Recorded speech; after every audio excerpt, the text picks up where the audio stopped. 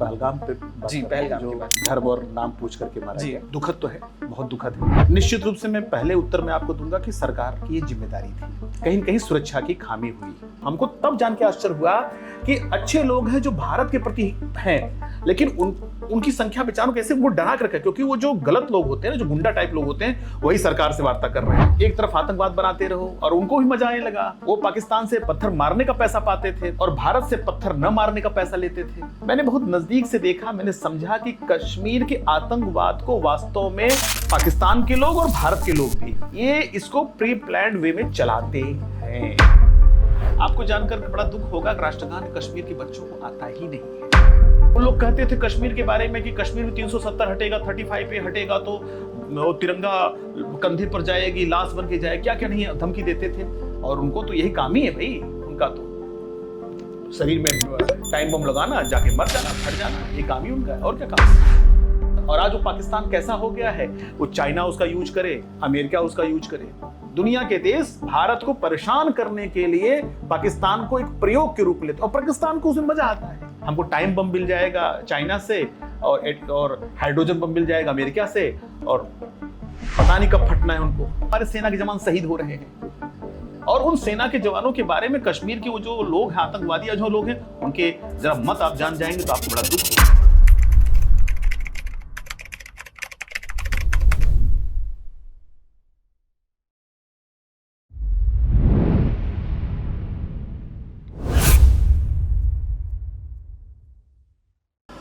नमस्कार दर्शकों, आप सभी का हार्दिक स्वागत और अभिनंदन। आप सभी ने एक बात जरूर सुनी होगी कि सपने उन्हीं के सच होते हैं जिनके सपनों में जान होती है, और पंखों से कुछ नहीं होता, हौसलों से उड़ान होती है।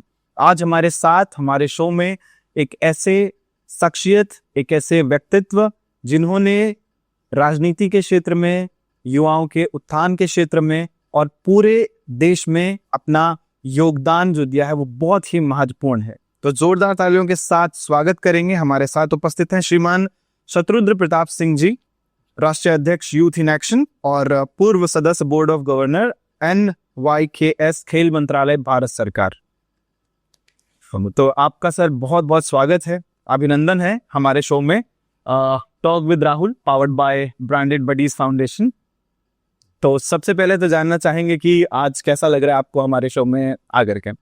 नहीं, मुझे बहुत अच्छा लग रहा है, और एक तो ब्रांडेड बडीज फाउंडेशन, इसमें ही एक पावर है। और sir the RJ show talk with Rahul, तो मुझे तो बहुत अच्छा लग रहा है। और राहुल यानी कि मैं किसी नौजवान से बात कर रहा हूँ, किसी युवा से बात कर रहा हूँ, मेरे लिए तो ये सब एक लेसन जैसा होता है, तो बहुत अच्छा लगता है। निश्चित रूप से मैं बहुत अच्छा हूँ। तो सर आपसे जानना चाहूंगा कि आपका जन्म जौनपुर उत्तर प्रदेश में हुआ, उसके बाद आपने आप जिस क्षेत्र में भी रहे आपने सक्रिय भूमिका निभाई है। आपने कश्मीर में भी काम किया है, उस समय जिस समय कश्मीर उतना सुरक्षित नहीं माना जाता था, आजकल तो काफी सुरक्षित माना जाता है। तो कैसा रहा वो अनुभव? मेरे बड़ा ग्रेट एक्सपीरियंस रहा, क्योंकि बचपन से हम लोग कश्मीर के बारे में सुनते आते थे। कश्मीर में आतंकवाद है, ये सब प्रकार का सुनते आते थे, भय का एक वातावरण है। और मेरे मन में था, ये एक उत्साह था कि नहीं, कश्मीर मेरा भारत का एक अभिन्न अंग है, मुकुट है। और क्योंकि मैं जब सिविल की तैयारी कर रहा था तो हिस्ट्री को पढ़ने का अवसर मिला, बड़ा डीप। और संघ का मैं स्वयंसेवक रहा, तो देशभक्ति, राष्ट्रभाव ये सब था ही, तो कश्मीर के प्रति एक अनुराग था पहले से ही। और मैं माँ भगवती का बहुत ही ज़्यादा उनका मैं आभार व्यक्त करता हूँ कि उन्होंने मुझे बहुत कम उम्र में ही संपूर्ण देश में काम करने का अवसर दिया। भारत माता कैसी दिखती है, भारत माता के जो स्थान स्थान पर हमारे भारतवासी लोग रहते हैं, उनकी वेश भाषा, उनके भाव क्या है, मुझे जानने का बड़ा अच्छा अवसर मिला। और राजनीतिक दृष्टि से नहीं तो सांस्कृतिक दृष्टि से मुझे देखने को मिला, कहीं भी गया ये मुझे अवसर मिला। और कश्मीर इसमें मेरे लिए एक बड़ा उपहार जैसा हुआ। और इसलिए उपहार जैसा हुआ क्योंकि भारत सरकार खेल मंत्रालय में नेहरू युवा केंद्र संगठन, जो कि विश्व का सबसे बड़ा स्वयंसेवी संगठन है और यूथ के बीच में काम करता है। केंद्र सरकार का खेल मंत्रालय अर्बन और रूरल जो गांव जो यूथ हैं उनके बीच में एक बहुत बड़ा काम करता है। विशेष रूप से भारत सरकार के फ्लैगशिप जो प्रोग्राम चलते हैं उनको कैसे वहां पहुंचाया जाए, योजनाएं क्या चल रही हैं उनको अपलिफ्ट करने का काम ये करता है। मुझे जब बोर्ड ऑफ गवर्नर बनाया गया तो मैं फिर ठीक था, मुझे लगा। फिर जब मुझे दिल्ली जम्मू कश्मीर मिला और ये बड़ा सहयोग था, मेरे साथ बोर्ड के कई और लोग थे, सबने अपने अपने राज्य ले रखे थे। मेरा बहुत इंटरेस्ट नहीं था एनवाई केस में, सच पाता हूँ मैं। लेकिन फिर कुछ बड़े लोगों ने कहा नहीं आपको जाना चाहिए, देखना चाहिए, तो इसने तो मुझे दिल्ली जम्मू कश्मीर दे दिया गया था। देखिए ये भी ईश्वर की बड़ी कृपा। तो हम ठीक है, हमने सभी प्रवास लगाना शुरू किया अपना। तो कश्मीर में मेरा जाना हुआ। कश्मीर में मैं तब गया, मैं अक्टूबर में, जब ये 370 धारा की समाप्ति हुई थी और कश्मीर में एकदम कर्फ्यू जैसा पूरा माहौल था। जब मैं राजौरी पुंछ बाई रोड हम काम करते हुए गए, सोपिया पुलवामा होते हुए, और श्रीनगर में मेरा जब बड़ा एक कार्यक्रम था, लगभग 250-300 यूथ थे, तो मुझे बताया गया कि आप पहला ऐसा कार्यक्रम कर रहे हैं 370 समाप्ति के बाद। और राहुल जी, मैं पूरे कश्मीर में, विशेष रूप साउथ कश्मीर में, मैंने तय कर रखा था कि हम बात करेंगे, हमारा भाषण होगा, जो भी कार्यक्रम होगा, राष्ट्रगान होगा ही होगा, बाद में करेंगे।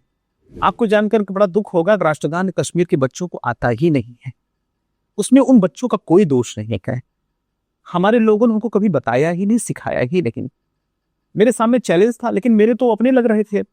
और आज तो मेरे वहां पर हजारों यूथ मेरे दोस्त हैं, लड़के लड़कियां दोस्त हैं, कई लड़कियां कई लड़के अपने घर की प्रॉब्लम मुझे बताते हैं। आज मैं बोर्ड में नहीं हूं, मेरा कार्यकाल समाप्त हो गया, तो मैंने अपनी बातें रखना शुरू किया। तो उसमें बताते हैं बच्चे, विशेष लड़कियां बताती हैं, सर हमको ऐसा लगता था कोई आया है, ऐसे सुनो देखो, लेकिन आपकी बातें बड़ी दिल को लग गई, अच्छा लगा, राम जाने क्या है।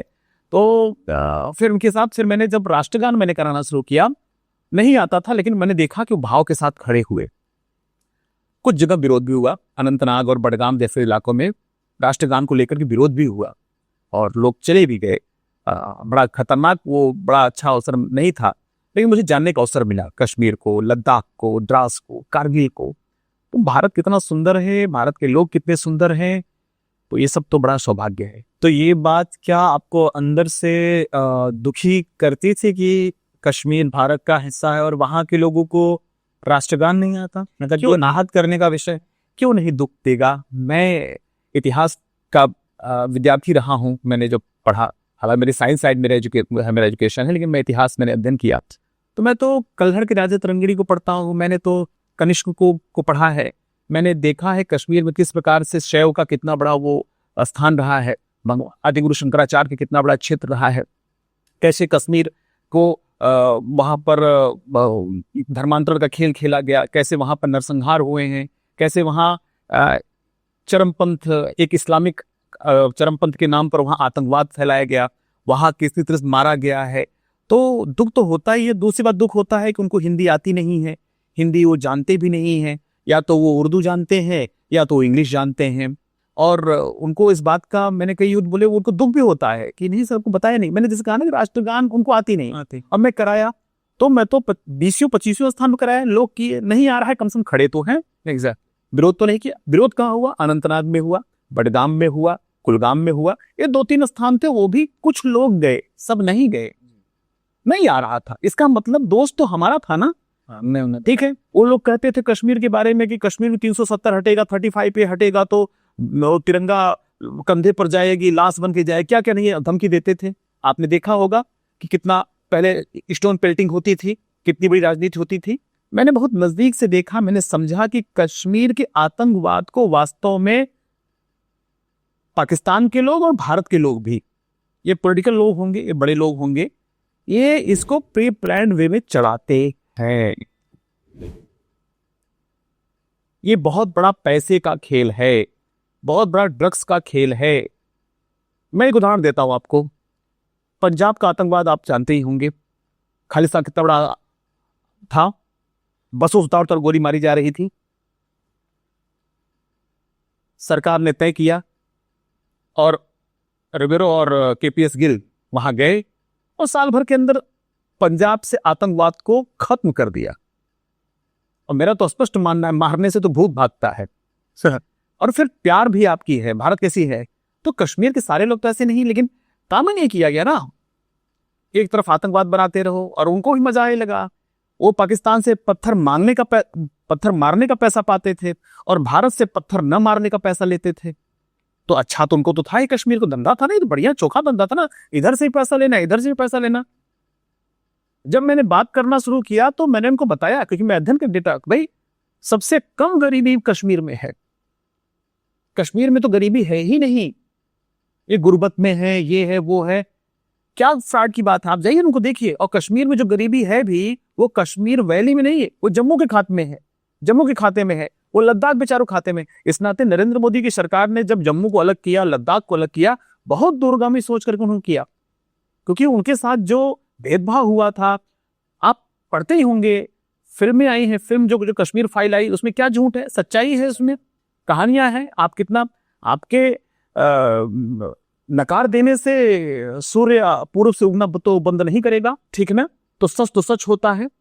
और किस प्रकार से लाखों लाख वहां पर हिंदुओं का पलायन हुआ, हजार लोग मारे गए, कौन लोग कर रहे थे, राष्ट्रगान नहीं आता है, अलग झंडा। इसी कश्मीर के लिए पंडित श्याम प्रसाद, डॉक्टर श्याम प्रसाद मुखर्जी ने अपना बलिदान दिया था। 2 निशान, 2 विधान, 2 प्रधान पर नहीं चलेगा देश, तो देख के दुख तो होता ही था। सरदार पटेल संपूर्ण देश को तो एक कर ले गए एक चुटकी में, और पंडित नेहरू जी ने कहा नहीं, कश्मीर हम देखेंगे।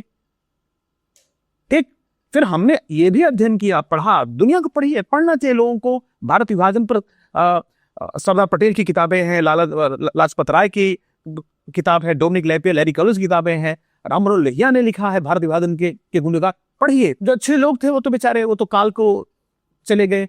वो सुभाष बाबू, वो देश के बाहर जाकर के भारत को आजाद कराने लिए, और हमारा दुर्भाग्य देखिए, वो युद्ध अपराधी बन करके उनके साथ कैसा व्यवहार किया गया, वो इंटरनेशनल युद्ध अपराधी घोषित हो गए, वो अनन्य भारत माँ का पुजारी।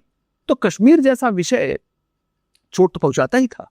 वो कश्मीर मेरा है, अपना है, मेरे लोग हैं, प्रेम से चाहिए, बाहें फैलाइए, क्योंकि उनके मन में जहर भरा गया है।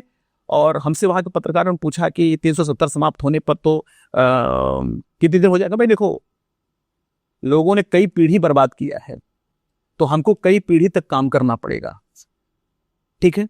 भारत का संविधान तो किसी प्रकार से अब लागू होगा, एजुकेशन है नहीं यहाँ पर, हमारे पास कुछ है ही नहीं जो उनको पता हो भारत के बारे में। हमने तो कश्मीर के एजुकेशन में ही दे दिया कि वो अपने आप को पाकिस्तान का अरब का माने। इतना बड़ा धोखा भारत के नेताओं ने किया, मैं नेताओं को दोष दूंगा, और इसके लिए प्रधानमंत्री नरेंद्र मोदी का बार बार अभिनंदन किया जाना चाहिए कि ये जो भारत पर एक कोड़ था, भारत पर एक बहुत बड़ा काला धब्बा था, उसको नरेंद्र मोदी ने समाप्त करने का काम किया है। राष्ट्रीय स्वयंसेवक संघ ने उसको लेकर के एक कड़ी तपस्या की है। कितने लोग आए दिन हम देखते थे, हमारे सेना के जवान शहीद हो रहे हैं, और उन सेना के जवानों के बारे में कश्मीर के वो जो लोग हैं, आतंकवादी जो लोग हैं, उनके जरा मत आप जान जाएंगे तो आपको बड़ा दुख होगा, उनके मन कितने, और उनके बारे में हमारे सेना को रेपिस्ट और क्या क्या बोलने वाले, ये जवाहरलाल नेहरू विश्वविद्यालय के ये सब आज ऐसे लोग वहां के लफंगे टाइप के, मैं उनको लफंगा बोलूंगा, जिनको बात करने का तमीज नहीं, शऊर नहीं, ऐसे विश्वविद्यालय पैदा किया जिन्होंने भारत के विभाजन को जश्न मनाते भारत के कितने टुकड़े हो जाए, नक्सलियों का एक प्रकार से सप्लाई देने का काम। जवाहरलाल नेहरू विश्वविद्यालय, अलीगढ़ मुस्लिम विश्वविद्यालय, जामिया मिलिया विश्वविद्यालय, पश्चिम बंगाल के जादवपुर विश्वविद्यालय, ठीक है ना, ये क्या है भाई, क्या है ये, किन हाथों में किया?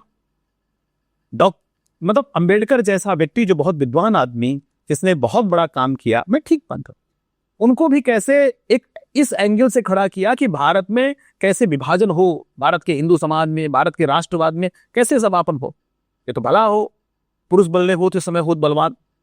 यह सदी, यह समय ऐसा है कि भारत उत्थान का है।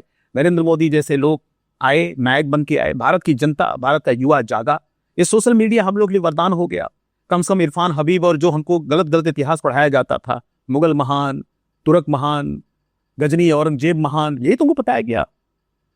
और शिवाजी पहाड़ी चूहा है, महाराणा प्रताप का सब झूठ है, राम काल्पनिक है।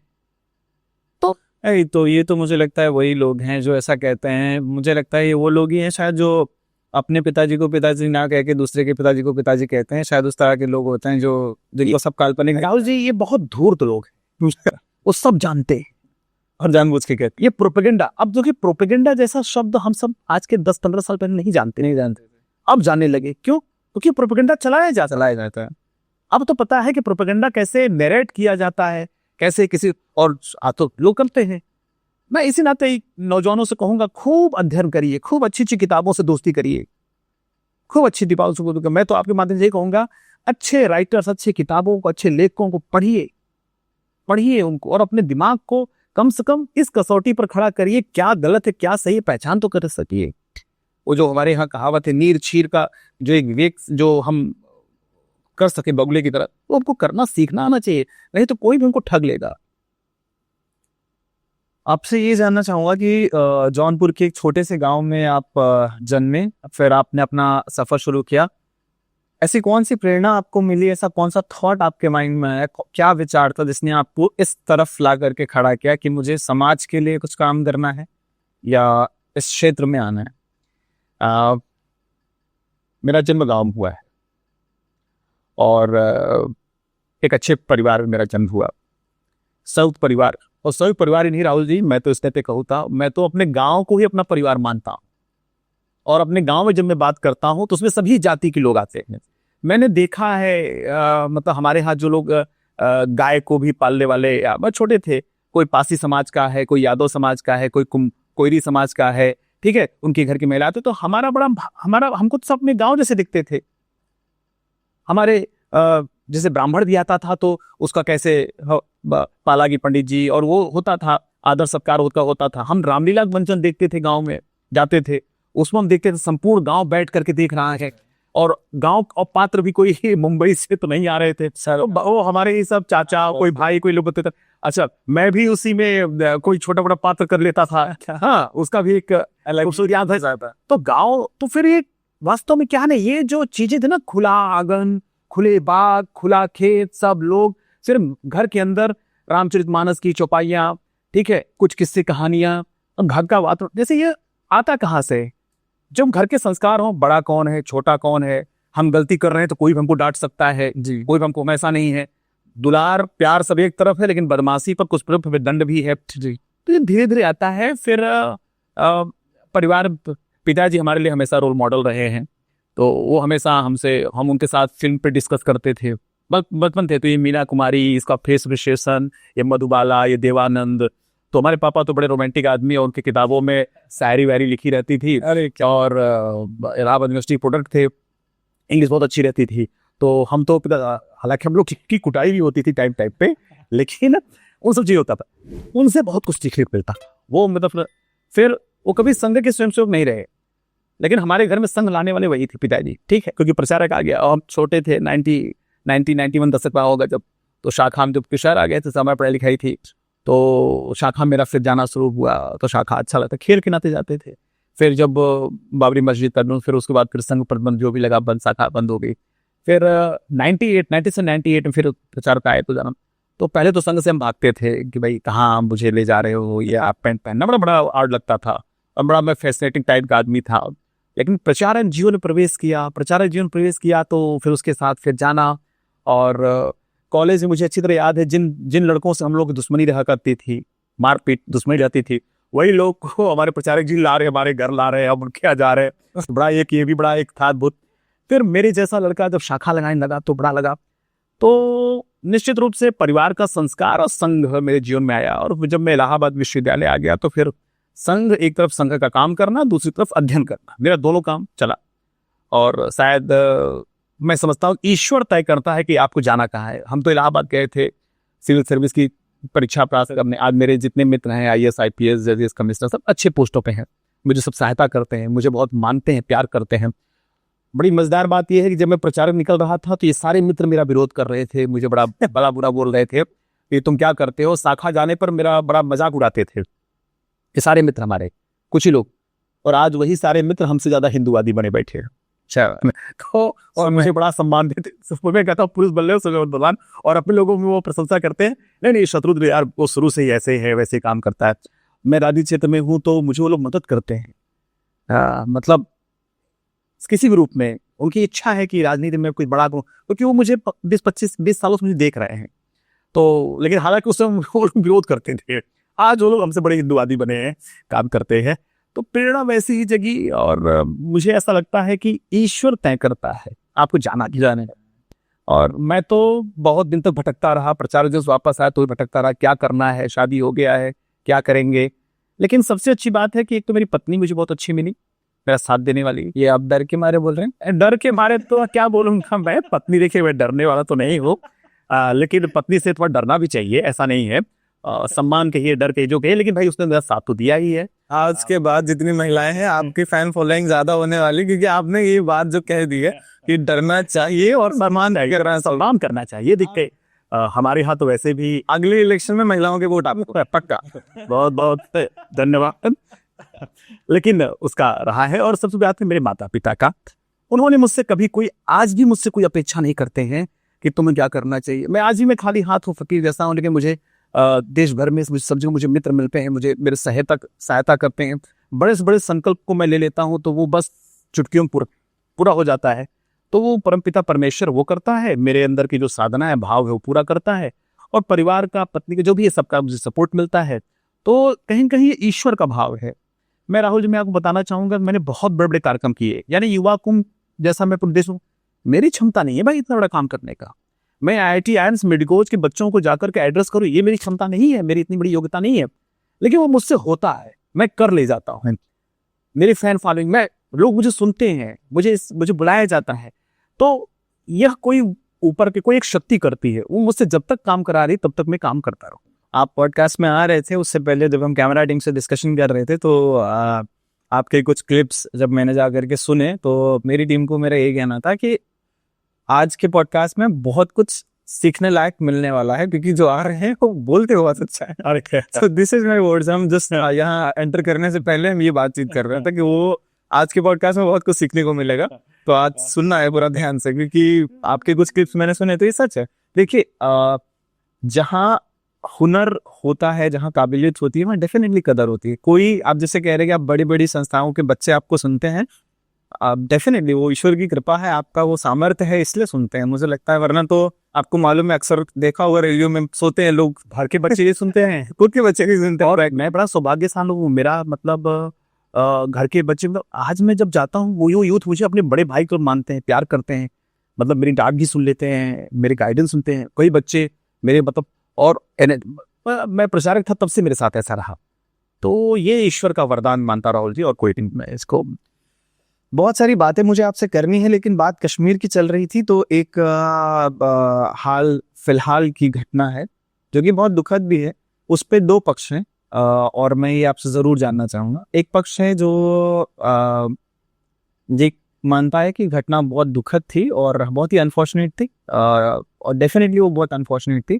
लेकिन एक पक्ष है जो सरकार पे सवाल उठाता है कि वहां पर ये सब हुआ कैसे, आए कैसे। तो इस तरह के प्रश्न क्या आप तक भी पहुंचे, और इस पर आपका क्या उत्तर होगा? पहलगाम पे जी, पहले जो बात कर रहा हूँ, धर्म और नाम पूछ करके मारा गया, दुखद तो है, बहुत दुखद है। पत्नी के सामने, बच्चे के सामने मारना, धर्म पूछ के मारना, नाम पूछ के मारना। निश्चित रूप से मैं पहले उत्तर में आपको दूंगा कि सरकार की ये जिम्मेदारी थी। कहीं कहीं सुरक्षा की खामी हुई, और कम से कम बहुत सारे बड़े नेता जो हैं इस बात को एक्सेप्ट स्वीकार करेंगे हम। हाँ, क्यों नहीं स्वीकार? आप झूठ मत बोलिए, हम स्वीकार करना चाहिए, और हमारी सरकार ने स्वीकार किया। मनोज सिन्हा ने भी अपनी माना, भाई ये कहीं की सुरक्षा चूक है, मैं उसको स्वीकार करता हूँ। उमर अब्दुल्ला ने भी माना कि हमसे ये हमारी सुरक्षा की चूक है, जहां सुरक्षा नहीं वहां हम क्यों भेज दें, ये लंबे समय से। अब एक कॉन्स्पिरेसी, ठीक है, ये तो एक विषय हो गया। एक लाइन में है कि ये सरकार की चूक है, सुरक्षा जहां हम इंश्योरेंस दे रहे हैं जाना चाहिए। लेकिन मैं एक प्रश्न और आपसे कहना चाहूंगा, उसमें उत्तर भी है। क्या ये पहली घटना थी नाम पूछ करके मारना? नहीं।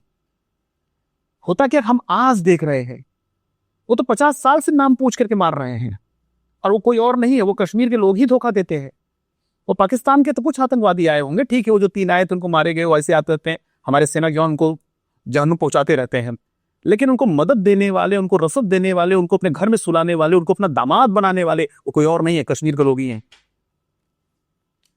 कुछ जयचंद हर जगह पाए नहीं, वहां तो मतलब आप विश्वास नहीं कर सकते, ट्रस्ट नहीं कर सकते। अच्छे लोग भी हैं बेचारे वहां, अच्छे लोग। हमको तब जान के आश्चर्य हुआ कि अच्छे लोग हैं जो भारत के प्रति हैं, लेकिन उनकी संख्या बेचारों कैसे वो डरा कर, क्योंकि वो जो गलत लोग होते हैं, जो गुंडा टाइप लोग होते हैं, वही सरकार से वार्ता कर रहे हैं। अब आप देखिए, वो जो यासीन मलिक था, वो मनमोहन सिंह के घर में आकर के मिल रहा है, उनके साथ चाय पी रहा है। सोनिया गांधी का वो एकदम सोनिया गांधी उसके साथ एकदम बहुत फ्रेंडली, उसका मान सम्मान कर रही है। तो जब यासीन मलिक जैसे आतंकवादियों का महिमा मंडन सरकार करेगी, तो कश्मीर के अंदर जो भारत भक्त बैठे हैं वो तो किसी बिल में दुबक के रहेंगे ही रहेंगे। वो क्यों बोलेंगे भाई? हमको बताया गया कि अगर यहां पर एक बार कॉल दे दिया गया कि दुकानें बंद, तो सब नहीं बंद करना चाहते थे, लेकिन वो बेचारे करें क्या? वो बोले भैया वो बदमाश जो भी होते थे वो सब सरकार के जो लोग थे, आपको भी इंटरेस्टिंग चीज बताऊंगा, तो उनके दुकानों में आग लगा देते थे, गुंडागर्दी। और ये सब आपने बहुत करीब से देखा, लोग बताते थे, अपने गुरु बताते थे। फिर आपको बताऊं, कश्मीरियों ने मुझसे कहा कि ये जो यहां पर पीडीपी है, नेशनल कॉन्फ्रेंस है और कांग्रेस है, इतना नफरत करते हैं इन तीन पार्टियों से, पूछिए मत। कश्मीर के लोग वो बोलते थे इन्होंने हमारे घर को बर्बाद किया, हमारे कश्मीर को बर्बाद किया, हमारे बच्चों को बर्बाद किया। और ये क्यों? क्योंकि वो देखते थे ये भाई, ये तो महलों में इनका महल बड़ा होता जा रहा है, हमारे घर छोटे होते जा रहे हैं, इनके बच्चे विदेश से पढ़ रहे हैं, हमारे बच्चे मिलिटेंटी मारे जा रहे हैं, आतंकवाद मारे जा रहे हैं, हम सक्किनिज्म देखे जा रहे हैं। ठीक, तो ये उनको बड़ा लगता था। तो ये क्या था? धोखा लगता था। अच्छा हाँ, एक दुर्भाग्यपूर्ण था, हुर्रियत से उनका बड़ा प्रेम होता था, वो जो पाकिस्तान परस्त और भारत विरोधी लोग होते थे, क्योंकि वो हताश निराश लोग थे। नरेंद्र मोदी नाम का जब व्यक्ति आया तो उनको कुछ होप दिखी, यार कोई कुछ कर सकता है, कोई डर। लेकिन जानते ही इतना लंबा है, ये लंबे समय से कश्मीर को तो तब से अलग करने की योजना चली है जब भारत का विभाजन हुआ, जब भारत को एक प्रकार से स्वतंत्रता मिली और भारत का जब विभाजन हुआ, उसमें कश्मीर को तब से वो टारगेट में है, जिन्ना एंड कंपनी का, पाकिस्तान का, भारत के बैठे हुए जयचंदो गद्दारों का। इसलिए कैसे कश्मीर हट जाए, कैसे कश्मीर चला जाए? क्या वहां के लोग ये जैसा आप जानते हैं कि पाकिस्तान की जो आर्थिक स्थिति है, वो कुछ लोग उसे भिखारिस्तान के नाम से भी संबोधित करते हैं, वो करते हैं, और वो स्थिति जानते होंगे कश्मीर के लोग कि वहां की ऐसी स्थिति है, तो क्यों कुछ ऐसे लोग हैं जो उसमें मर्ज होना चाहते हैं? ये ऐसा है कि वो बहुत दिमाग के लोग हैं, बहुत ही चालू और धूर्त लोग हैं, चालाक लोग हैं, वो सब जानते हैं पाकिस्तान क्या है, कैसे क्या है। कश्मीर के ही जिस समय जब 370 हटाया गया, तो पाकिस्तान के साथ जो उनके व्यापारी संबंध थे, अखरोट जाना, सेब जाना, बंद हो गया।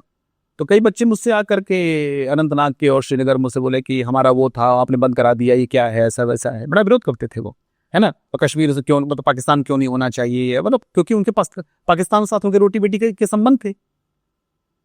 ठीक, सोशल मीडिया पे कुछ ऐसे रिसर्च स्कॉलर, एसएम प्रोफेसर, इस प्रकार के लड़कियां और लड़के थे, इनसे बातचीत हो रही थी।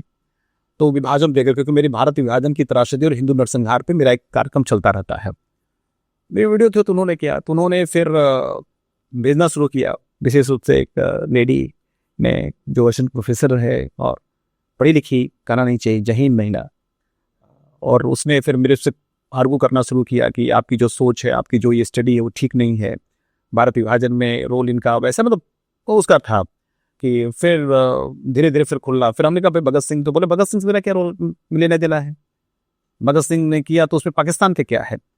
आप सोचिए कि भगत सिंह से उनका कोई लेना देना नहीं है, यानी महाराजा रणजीत सिंह की प्रतिमा का अगर वो तोड़ रहे हैं तो वो खुशी खुशी तोड़ रहे हैं। अगर उनके यहाँ खुदाई में अगर कोई हजारों हजार साल पहले कोई मूर्ति मिल गई तो वो उसको तोड़ने में जश्न मनाते हैं। आप सोचिए कितनी कीमती चीज है वो, जिसके लिए यूनेस्को जैसी संस्थाएं बनी है, जिसके लिए दुनिया ऐसी चीजों के लिए कितना बड़ा काम करता है। वो जो बेचारे जो बड़े बड़े वैज्ञानिक है, वो अपनी पूरा जीवन खपा देते हैं ऐसी बातें, और वो जो मानसिकता पाकिस्तान के लोग हैं उसको तोड़ने में जश्न मनाते हैं, क्योंकि उनको लगता है कि हमको जन्नत में 72 हूर मिलेंगी। वो जो एक मेंटल डिजीज, कोरोना वायरस से भी खतरनाक जो डिजीज जो डालता है वो उनका, वो पढ़ाई लिखाई जो भी उनका है। तो वो पढ़ी लिखी महिला हमसे कह रही है कि हम भगत सिंह के लिए क्यों हम इतना ज्यादा हम करें, उसमें पाकिस्तान का क्या रोल है, पाकिस्तान के लिए उन्होंने क्या काम किया, अब बताइए।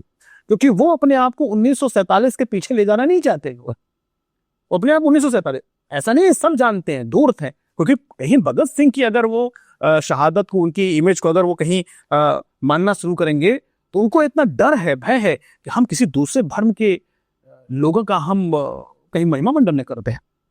तो इस देश के पढ़े लिखे लोगों के मेंटल आप इलनेस को देखिए, ठीक है।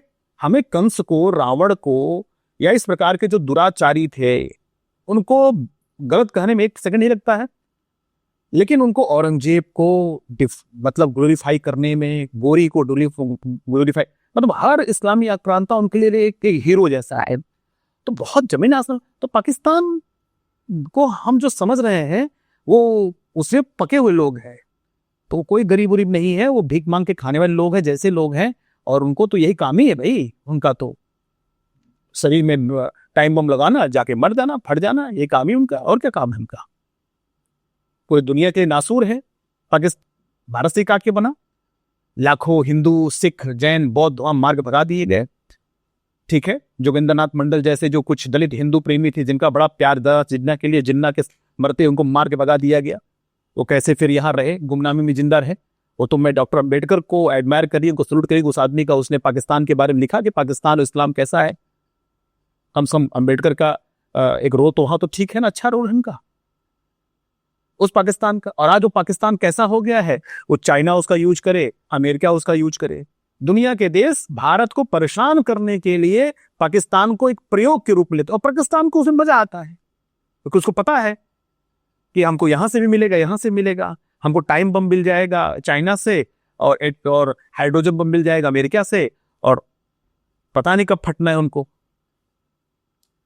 ठीक, पाकिस्तान के बारे में तो मतलब आप ये समझ लीजिए कि वो नासूर है, भारत के लिए नहीं, दुनिया के नासूर है।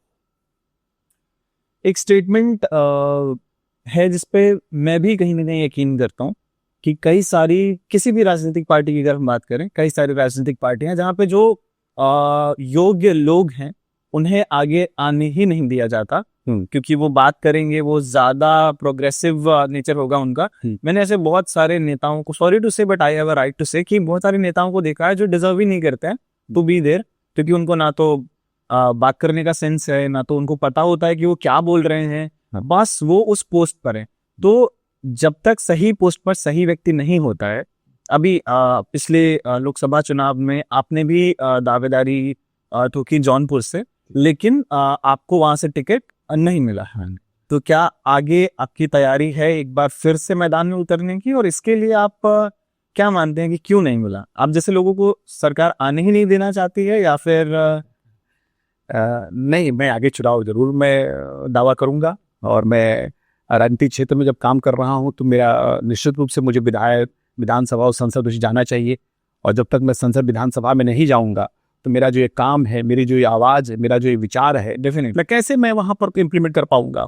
मैं तो ये बहुत अच्छे, मैं भी नदी यात्रा करने जा रहा हूँ इस अपने गोमती मैया को लेकर के, 1500 किलोमीटर में यात्रा करूंगा। इस नदी यात्रा के एक ही उद्देश्य है, नदी को समाज में राजनीति का मुद्दा बनाना। ये सामाजिक समस्या बन गई है, सरकारें उसमें खत्म है, सरकारी सिस्टम उसको खत्म कर रही है। कोई भी सरकार आएगी, कोई भी आवे, आज योगी आदित्यनाथ जैसा एक परम तपस्वी आदि बैठा हुआ है, वो नदियों के प्रति निश्चित रूप से आग्रही है, लेकिन ढाक के 3 पात है, अधिकारी नहीं होने देंगे, वो नहीं कर पाएंगे इम्प्लीमेंट। जब तक समाज का जागरण नहीं होगा, समाज जब तक उसको अपना राजनीतिक मुद्दा नहीं बनाएगा, नहीं मेरा राजनीति का मुद्दा है, हम वोट ही इसी बेस पे देंगे, हमारे नदी, हमारे पहाड़, हमारे गांव, हमारे खेत खलिहान को सुरक्षित करें, तो नदी बहुत बड़ा जहां जीवन है, तो राजनीति का मुद्दा बने। इस नाते तो संसद विधानसभा में जाना एक बहुत बड़ा लक्ष्य होता है, जाना ही चाहिए। अब एक बात आपने कहा कि मुझे टिकट क्यों नहीं मिला, मैंने दावेदारी किया, और पहले तो क्योंकि मैं समझता था भाई मेरे पास पैसे नहीं है, मैं कहाँ से पैसा लाऊंगा, कहाँ से खर्च करूंगा, क्योंकि जिस प्रकार का तंत्र खड़ा हो गया, ये दुख की बात है कि पैसे की ही भेड़ चाल है। कोई व्यापारी पैसा कमा ले रहा है, वो आकर के राजनीति में बस वो टिकट खरीदता है एक प्रकार से। मुझे कहते हुए बहुत दुख होता है, लेकिन ये सभी संगठनों का हाल है। हाँ, मैंने कहा किसी पार्टी के संगठन का भी चाहे जो, सब पैसा प्रभावित करने जाता है, व्यक्ति प्रभावित कर रहा है, ठीक, वो व्यापार कर रहा है, वो बड़ा इसे दूसरे दलों के लोग जो खूब पैसा कमाए, करप्शन किए, तो आम चीज किए, जिसका कैरेक्टर भी नहीं है, वो भी आकर के राजनीति में ले रहे हैं, और सब जाते हैं हमारे संगठन से टिकट मिलता है हमको। ठीक है, वो मोदी योगी के नाम पर चुनाव जीतते हैं, इसी नाते 2024 में धक्का भी लगा, ये समझने की बात है, समझने की बात है। तो लेकिन मैं उससे भी एक कदम आगे जाना चाहता हूं कि न रहो न निराश करो मन को, हमको निराश नहीं होना है। हमको दायित्व है, जो हमारा काम है, हमको काम करते रहना है, अपनी आवाज उठाते रहना है। जिसके पास जनता होती है राहुल जी ना, जिसके पास लोग होते हैं, सभी दल दरवाजे अपने दरवाजे उसके लिए खोल देते हैं। ठीक, तो ठीक बात, मेरी विचारधारा राष्ट्रवाद की है, मेरी विचारधारा संगठन की है, तो मेरा एक अपना माइंडसेट है। मैं जहां भी रहूंगा अपने विचार के साथ रहूंगा, सीरियस बात है। मैं अपने राष्ट्रवाद को, अपने धर्म को, अपने अध्यात्म को मैं तो नहीं छोड़ने वाला हूं। मैं तो आज जो हूं वही रहूंगा। हाँ, इसको और परिपक्व करूंगा। तो टिकट नहीं मिलना मेरे लिए दुखद था, मिलता तो शायद और अच्छा था। नहीं मिला तो मैं समझता हूं कि ईश्वर मुझसे चाह रहा है कि तुम अभी और रगड़े जाओ और तुम्हारे अंदर परिपक्वता आवे, और जब भी तुम संसद में बैठो जाओ तो एक बड़े ऑरा के साथ जाओ। और मैं मानता हूं कि शायद अभी मेरे अंदर वो गुण नहीं आ पाया है, मेरे अंदर वो क्षेत्र नहीं आ पाया है। तो जिस दिन भी आएगा मैं जाऊंगा, और जब भी मैं संसद में बैठूंगा तो मैं चाहता हूँ ईश्वर से बैठूं तो एक बड़े फिगर के साथ, बड़ी आवाज के साथ, बड़े ऑरा के साथ बैठूं। सिर्फ आने जाने का क्रम ना हो। 200 पता नहीं कितने सांसद हैं, सबको लोग नहीं जानते हैं। 525। हाँ, तो राज्यसभा में है, लोकसभा में है। तो मुझे तो इसका कोई दुख नहीं है कि मुझे टिकट नहीं मिला या नहीं मिला। मैं इस बात से प्रसन्न होना चाहता हूं कि मुझे काम करने का अवसर मिले, मैं देश में जाना जाऊं, जनता की आंखों का तारा बनूं। मेरे अंदर कोई गलती है तो मैं उसको सुधारूं, अपने आप को और परिपक्व करूं। क्योंकि मेरे लिए मेरे जो नायक हैं वो छत्रपति शिवाजी महाराज हैं, महाराणा प्रताप है, चंद्रशेखर आजाद है, भगत सिंह है, सावरकर मेरे रोल मॉडल हैं, मेरे रोल मॉडल सुभाष चंद्र बोस हैं। और ये सारे लोगों के जीवन कठिन है, वो सत्ता सुख नहीं पाए। जैसे मैंने कहा ना, राम मनोहर लोहिया ने लिखा है, जितने कांग्रेस के लुच्चे लफंगे थे वही सत्ता संग्राम का वो ताव फंस लेके खड़े हो गए। ये मैं नहीं कह रहा हूं, ये लिखे पढ़े हैं, सबसे पढ़े। वो डोमिनिक लेटर लिख रहा है किस प्रकार से भारतीय नेताओं का है, उनकी मति बुद्धि किस प्रकार क्या है। विभाजन के समय लाखों लाख लोग मारे जा रहे थे तो नेता क्या कर रहे थे? कहां था उनका नेतृत्व? नहीं था ना समाज को लीड करने का। तो अब क्योंकि हमारे रोल मॉडल जब इतने बड़े लोग हैं जिन्होंने जीवन में संघर्ष किया है, तो मुझे लगता है कि मेरे जीवन में भी संघर्ष है। तो संघर्ष है तो ठीक है, अच्छा है। हताशा से आगे कैसे बढ़ते हैं? देखिए, आपने तैयारी करी, आपने काम करा, आपको पूरी उम्मीद भी होगी कि हाँ, मैं एक प्रबल दावेदार हूँ, I deserve to be there and I have the voice that matters, पर नहीं मिला तो हताशा हुई होगी। उसे ओवरकम कैसे किया? देखिए, हताशा तो आज से नहीं, मुझे जब मैं चार्जेस वापस आया, संगठन मैंने काम किया, आगे बढ़ा, यूथ इन एक्शन गठन, राष्ट्रीय स्वयंसेवक संघ के बड़े प्रचारक हुआ राम माधव जी और हमारे संघ के क्षेत्र प्रचारक। ये जो जिस संगठन का मैं राष्ट्रीय अध्यक्ष में जो भी ये बताया, ये संघ के द्वारा जन्म संगठन है। संघ ने बकायदे इसको प्रांत प्रचारक स्तर के बड़े प्रचारक इसकी व्यवस्था में लगे, कई संगठन मंत्री इसमें वर्कशॉप में भाग लिए और उसको मैंने लीड किया और मैंने काम करना शुरू किया। फिर जब 2014 में मुझे लोकसभा का प्रभारी बनाया गया, तो मैंने काम किया। सौभाग्य से मोदी जी का उस समय था और एक उठा था, भारत हिंदुत्व पर आ रहा था। इसी नाते मेरा मत है कि जातिवाद नहीं, हिंदुत्व पर, हिंदू राष्ट्र पर, राष्ट्रवाद पर आधारित करिए, सफलता आपको मिलनी ही मिलनी है। जातिवाद पर तो बटेगा। मैंने वो भी देखा। तो मुझे फिर संगठन में दायित्व देने की बात हुई, मेरा एक बड़े पोस्ट के लिए, पद के लिए मेरा नाम गया, मुझे बुलाया गया, राष्ट्रीय संगठन के बड़े पदाधिकारी बीच बढ़ाया गया। तो मेरे 2-3 बार मेरा नाम राष्ट्रीय स्तर पे गया, मुझे बुलाया गया। और यहाँ तक कि एक बड़े नेता ने मुझसे मेरा गॉडफादर पूछा कि आपका गॉडफादर कौन है? तो मैं तो, मेरा कोई गॉडफादर तो ऐसा मैं किसको बताऊं, कोई मेरा गॉडफादर है। तो इसका तो दुख मुझे था। लेकिन जब एक बार नाम कटा, 2 बार नाम कटा, 3 बार नाम कटा, तो फिर मैं इन सब चीज़ों से राहुल जी के ऊपर उठ गया कि देखो भाई, दुख से तो होना नहीं है और मुझे अपने आप को बड़ा करना है। तो फिर अब कोई पद मुझे मिलेगा तभी मैं बड़ा हो जाऊंगा, तो ऐसा नहीं है। मुझे अपना काम करना है। जिस दिन माँ भगवती, जिस दिन ईश्वर की होगा, मुझे स्थान मिलेगा, और जब भी होगा तो मुझे मेरे अधिकार से मिलेगा। मैं उसका दावेदार बनूंगा, किसी भी कृपा पात्र बन के नहीं बनूंगा। आज अगर मुझे कुछ मिलेगा, मुझे अगर 2 साल बाद मिलेगा, मैं प्राउडली कह पाऊंगा नहीं, मैंने अपने पुरुषार्थ से, मैंने अपने बल से, मैंने अपने कर्म से, मैंने अपने साथी मित्रों से, मेरे जो इन कठिन समय पे जो मेरे साथ खड़े हैं कदम, उनका मैं श्रेय दूंगा। ये मैं नहीं कहूंगा कि कोई गॉडफादर ने मुझे मेरे सर पे ला करके मुझे इसे उठा कर रख दिया है। नहीं भाई, वो जब मेरा समय आएगा तो होगा, लेकिन तब तक के लिए तैयारी करिए, तब तक के लिए। तो मुझे लगता है कि हताशा निराशा तो होती ही है, बहुत होती है, लेकिन इससे ऊपर अगर आप नहीं उठे तो आप काम नहीं कर पाएंगे, आप फ्रस्ट्रेट हो जाएंगे, आपके अंदर विचारों का जन्म नहीं होगा।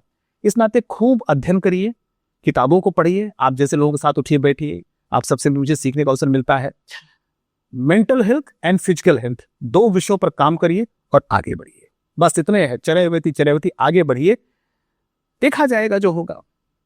कम से कम हमारी आत्मा को संतुष्टि मिलेगी, हम अच्छा काम कर रहे हैं, हम किसी के चमचागिरी चापलूसी नहीं कर रहे हैं। हाँ, हम सम्मान करते हैं, जो हमको अच्छा मिलेगा वो करेंगे। जब भी हमें कोई दायित्व मिलेगा, इसका मैं यशस्विता के साथ उसको पूरा करूंगा, ये मेरी दायित्व। भगवान मुझे उतनी शक्ति जरूर दें। हर राजनीतिक पार्टी का एक टाइम आता है, कोई भी हो। एक दौर था कांग्रेस का था, जब कांग्रेस ने कुछ अच्छे काम भी किए, एक्सेप्ट करना पड़ेगा। जैसे बहुत सारे नेता कहते हैं कि कांग्रेस ने 70 साल में कुछ किया ही नहीं, तो ये तो पूरी तरीके से डिनाई करने वाला फैक्ट है, और मैं डिनाई कर सकता हूँ, क्योंकि जहां देश आजाद हुआ है कुछ तो किया ही होगा। मतलब उसको पूरी तरीके से नकार नहीं सकते हैं कि कुछ नहीं किया और सब ऐसा कर दिया। दूसरी पार्टीज आती है, उनका टाइम आता है, कभी गठबंधन में आते हैं, कभी अलग होते हैं, और अभी बीजेपी का दौर चल रहा है। और एक समय होगा तब बीजेपी का दौर नहीं होगा, क्योंकि समय बदलता है। आप बदलती राजनीति को कैसे देखता है? भारत का लोकतंत्र अपने परिपक्वता की ओर और मजबूती से आगे बढ़ रहा है। जिस समय भारत को स्वतंत्रता प्राप्त हुई तो वो तो एक एज ए गिफ्ट था। पटेल जी पीछे हो गए, अकस्मात उनकी 50 मृत्यु हो गई। पंडित जवाहरलाल नेहरू जी के भाग्य में था, और ठीक है, वो लोकप्रिय नेता भी थे उस समय, और गांधी जी के प्रिय पात्र भी थे। प्रधानमंत्री बने और यशस्विता के साथ उन्होंने काम किया। लेकिन मैं इत्तेफाक इसलिए नहीं रखता क्योंकि बहुत उनके उलमुल रवैये के नाते उनके राजनीतिक पॉइंट ऑफ व्यू जो था, तिब्बत भारत से, मतलब तिब्बत को कैसे चीन के हाथों में दिया, पाकिस्तान कश्मीर का कैसे हुआ, फिर जब विभाजन हो गया, विभाजन होने के बाद फिर जो कोण भारत में आपने फिर उसी प्रकार की राजनीति करवा दिया। आपको अंदर कोई ध्यान ही नहीं रहा कि लाखों करोड़ लोग मारे जा रहे हैं, बेघर हो रहे हैं, किस बार राजनीति का आपने जन्म दिया। और कांग्रेस भाई इसलिए भी कहा जाएगा क्योंकि 60 साल तो आप ही शासन किए हैं, ठीक है। तो नो डाउट है कि भारत ने प्रगति किया, भारत के अंदर प्रगति करने का अवसर था, उसके अंदर पोटेंशियल था। समृद्ध, सबसे दुनिया का सबसे उपजाऊ लैंड हमारे पास है, विविधतापूर्ण हमारे पास है, ठीक है, हमारे पास सभी ऋतुएं हैं। तो भारत को तो प्रगति करना था, कि यही सोच थी अमेरिकन की और ब्रिटिशर्स की कि भारत तो प्रगति कर ही लेगा अगर भारत अपने मौलिक स्वरूप में रहा। इस नाते भारत को बांट बूट के रखो, टेलीविजन में रखो, तो उनको अवसर मिला। फिर राजनीति थोड़ा सा अगर अध्ययन करिए तो कांग्रेस का एक लंबा कार्यकाल बीतता है, और फिर जब भारत में राजनीतिक अस्थिरता का दौर आता है, लगभग 80 के दौर के बाद आता है, जब राजीव गांधी के आते हैं, इंदिरा गांधी की मृत्यु के बाद आते हैं, तो भारत एक राजनीतिक अस्थिरता दौर दौरा, और कई प्रधानमंत्री साल, 1.5 साल, 6 महीने, चौधरी चरण सिंह बेचारे ऐसे प्रधानमंत्री हुए जो सदन का मुंह ही नहीं देखे। तो लंबा समय भारत की राजनीतिक अस्थिरता रहा, जिससे भारत पीछे हो गया चाइना जैसे देशों से। निर्णय नहीं थे राजनीतिक रूप से, और कहीं न कहीं उसमें कांग्रेस का बहुत बड़ा रोल था। किसी भी सरकार को स्थिर नहीं होने देने का कारण महापाप करके वो कांग्रेस के पास है, वो भी माना जाएगा। भारत अगर 20-25 साल, 30 साल राजनीतिक अस्थिरता के दौर में गया है, वो दोष किसको दिया जाएगा? निश्चित रूप से कांग्रेस को दिया जाएगा। नहीं बनने दिया उन्होंने। अटल बिहारी वाजपेयी जैसा नेता, जो नेहरू जी समय रहे, अटल जी जैसा नेता, वो बेचारे वो अंतिम अवस्था में जाकर वो भी कितने दलों को मिलाकर के उन्होंने एनडीए बनाया, तब जाकर के वो भारत के प्रधानमंत्री बने। और तब जाकर के जो इंदिरा गांधी हिम्मत नहीं कर पाई थी परमाणु बम का परीक्षण करने का, वो उन्होंने किया, ठीक है, उन्होंने किया और वो स्वीकार किया, ठीक है। कारगिल का युद्ध हुआ, पाकिस्तान धोखा दे, उसने किया।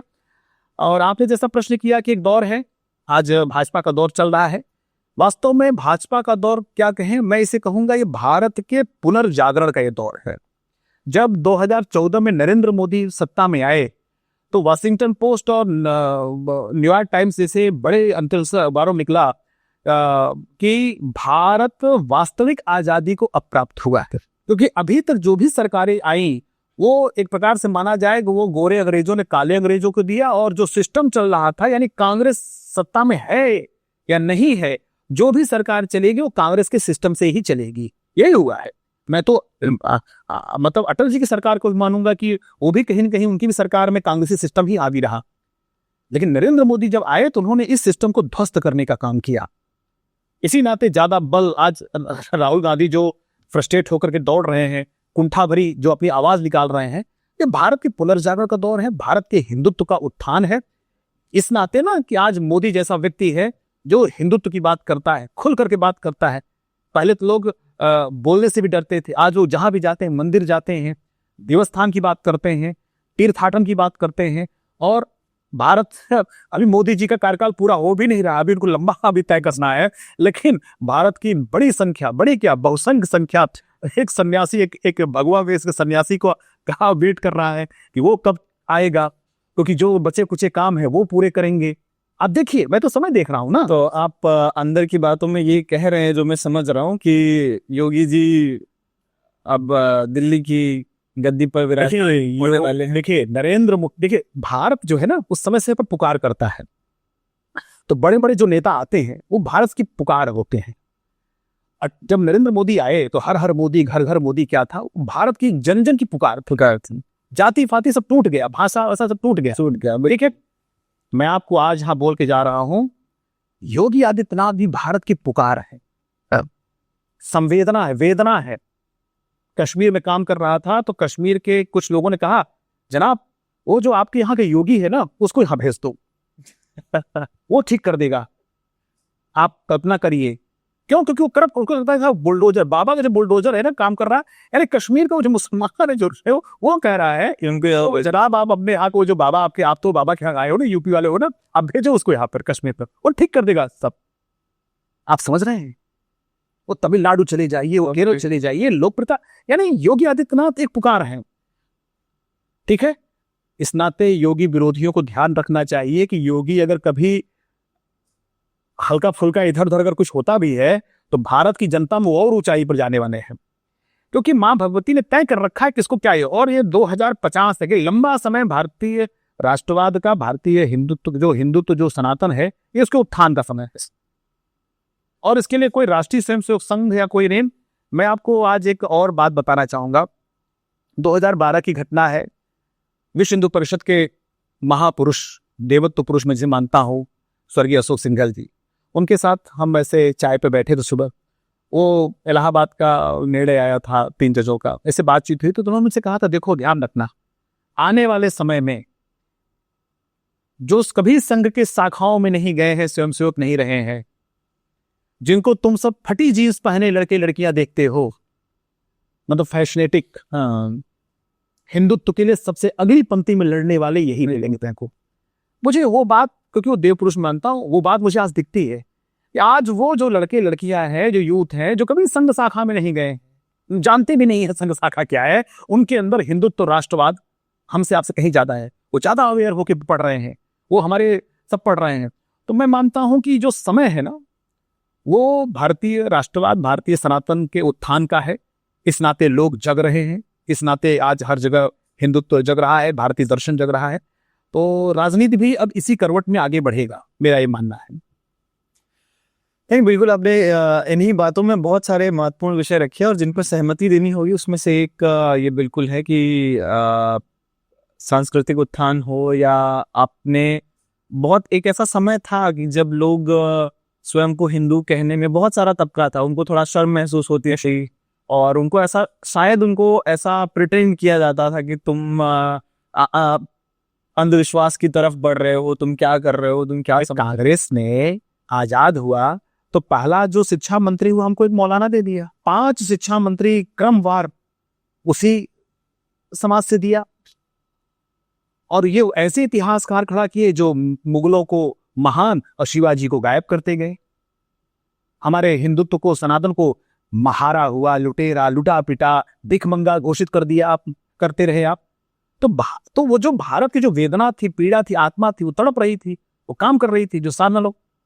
और जैसा आपने कहा, हिंदू कहने में गर्व से कहो हम हिंदू हैं, यह नारा, इसके स्टिकर घर घर में राष्ट्रीय स्वयंसेवक संघ ने 1989 में, जिस समय डॉक्टर हेडगेवार की जन्म शताब्दी वर्ष आया, घर घर में अभियान लिया। और एक ही स्लोगन था, ठीक है, कि मतलब घर घर में, जो आज लोग कह रहे हैं ना, कटेंगे तो बटेंगे, बटेंगे तो कटेंगे, इससे भी परमार्जित नारा उस समय का संघ ने घर घर में लगाया था। गर्व से कहो हम हिंदू हैं, हर हिंदू हमारा भाई है, और मतलब हिंदू सहोदरा, मतलब सब इस प्रकार की बातें थी, ठीक है ना, हिंदू पतितो भवे सर्वे भव, मतलब इस प्रकार की बातें थी, सभी हिंदू समान हैं।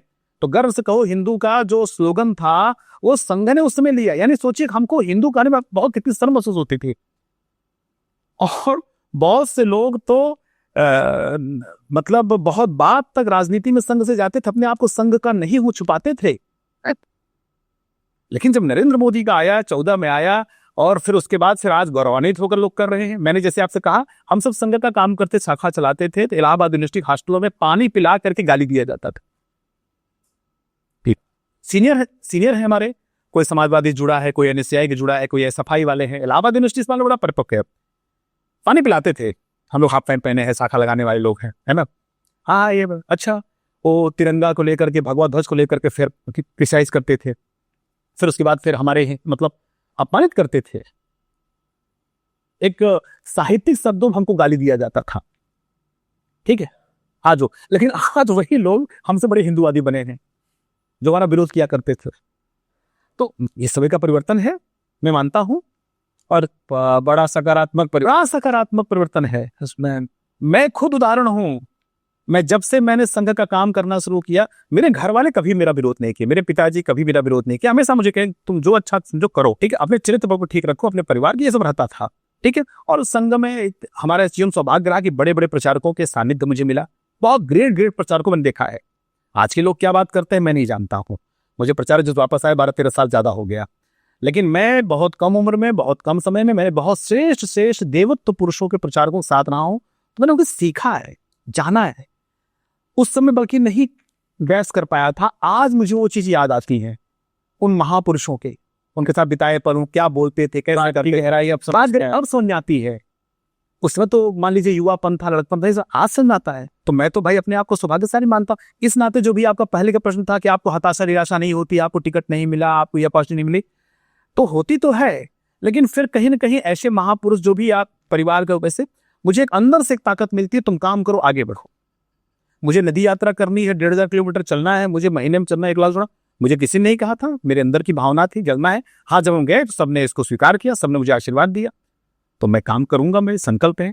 और कब से शुरू हो रही है आपकी? 15 सितंबर के बाद हम अभी समय निकाल पाएंगे, वो तय होगा, क्योंकि 12 जिलों से होके जाना है, बड़ी एक योजना है। और कहाँ से शुरू होकर के? पीलीभीत जहाँ उद्गम स्थल है नदी गोमती मैया का, और गाजीपुर में सैदपुर का स्थान है मार्कंडे महादेव का, जहाँ पर गंगा माँ में आकर के गोमती जी मिल रही है, उसको पढ़ना। राहुल जी, मुझे नदी के बारे में 2 शब्द भी नहीं आता था, लेकिन जब मैंने इसके बारे में जानना पढ़ना शुरू किया, तो नदी होती क्या है, सभी नदियों की विशेष रचना होती है, सभी नदियों की विशेष जैव विविधता होती है। उसी प्रकार से गोमती नदी की विशेष जैव विविधता है, वो भूगर्भ से आ रही है, और उनको सिकोड़ने काम किया। अंबेडकर विश्वविद्यालय के मतलब उसमें कुछ प्रोफेसर काम कर रहे हैं, संघ की एक संस्था लोक भारती है जो लंबे समय से काम कर रही है, कई वैज्ञानिकों ने काम किया है। आप सोचिए, गोमती नदी इतनी विशेष नदी है जहां 88 प्रकार की मछलियां पाई जाती थी, आज मुश्किल से 30-32 प्रकार की मछलियां नहीं है।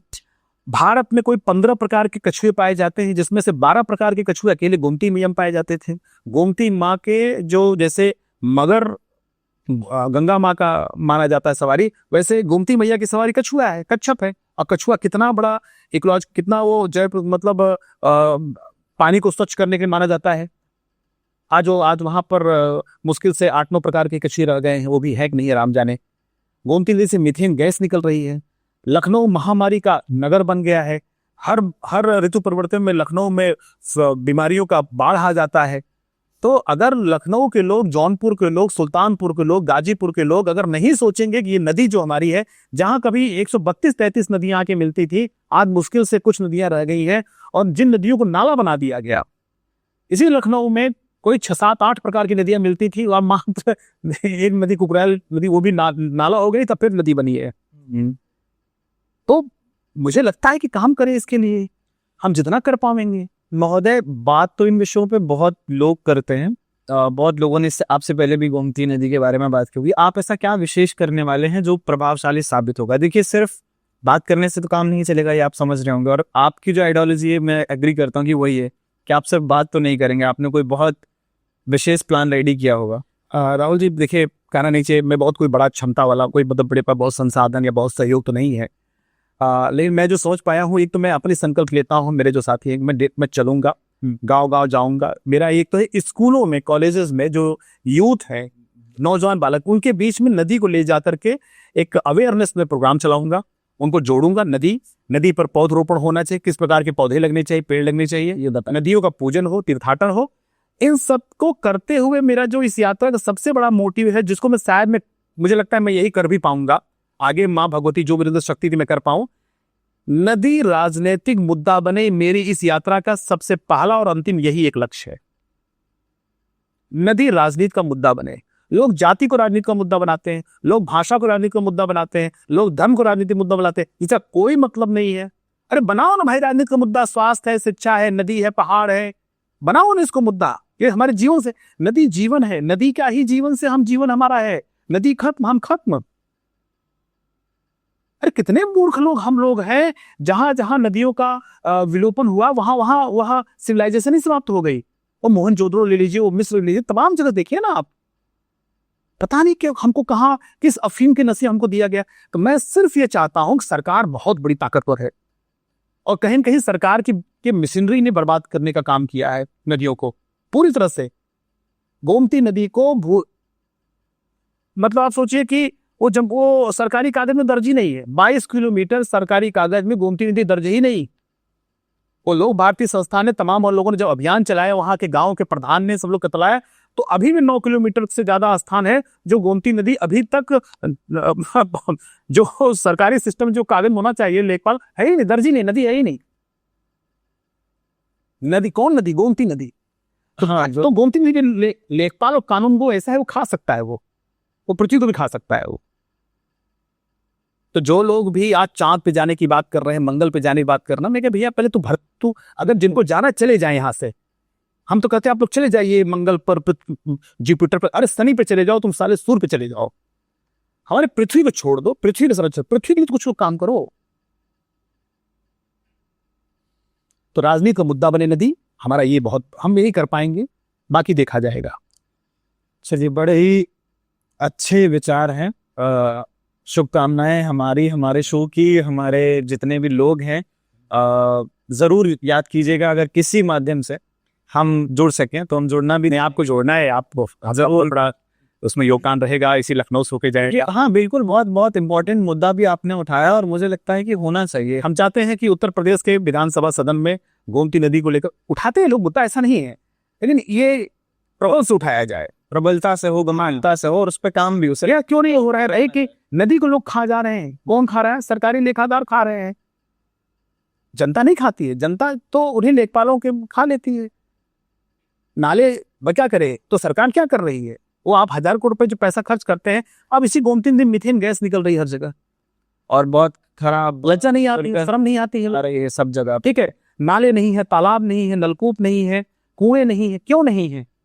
आप बिल्डिंग, मेरा सरकार से कहना है, मैं आपके माध्यम से कहना चाहता हूं, इतने बड़े बड़े सोसाइटी डेवलप होते हैं, किसी सोसाइटी में तालाब क्यों नहीं होता है? किसी सोसाइटी में मतलब नलकूप, जो बरसात का पानी, वाटर हार्वेस्टिंग का क्या व्यवस्था है? क्यों नहीं है?